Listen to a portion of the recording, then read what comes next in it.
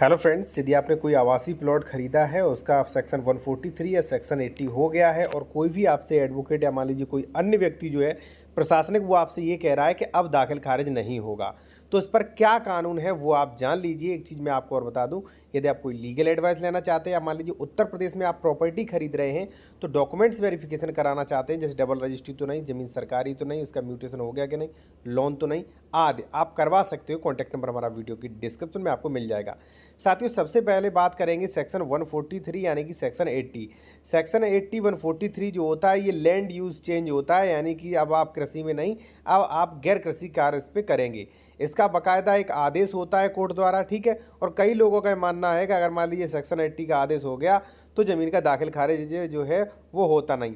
साथियों, ऐसा कुछ भी नहीं है, क्योंकि जो भी कुछ सेक्शन 143 सेक्शन 80 में होता है तो उसका क्या मतलब निकाला जाए, वो जो है सेक्शन यूपीआरसी सेक्शन जो है 81 में स्पष्ट प्रोविज़न किया गया है। और 81 में ऐसा कहीं भी नहीं लिखा है कि जिस ज़मीन का मान लीजिए आबादी घोषित हो गया है, 143 हो गया है, सेक्शन 80 हो गया है, उसका दाखिल खारिज नहीं होगा। ऐसा कहीं भी रिस्ट्रिक्शन नहीं, कहीं भी जो है पाबंदी नहीं लगी है कि जो है अगर मान लीजिए आबादी में कन्वर्ट हो गई, 143 हो गया तो इसका दाखिल खारिज नहीं होगा। मैं आपको देखिए विद उदाहरण के एक देता हूँ। यहाँ पे आप साथियों देख सकते हैं एक आदेश है, आदेश उपजिला अधिकारी मोहनलाल गंज, ठीक है, महंगू बनाम सरकार अंतर्गत धारा 80, ठीक है। यहाँ पे आप देख सकते हैं घाटा संख्या 311 और 430 जो है क्षेत्रफल जो है ये अकृषि घोषित कर दिया गया, ठीक है।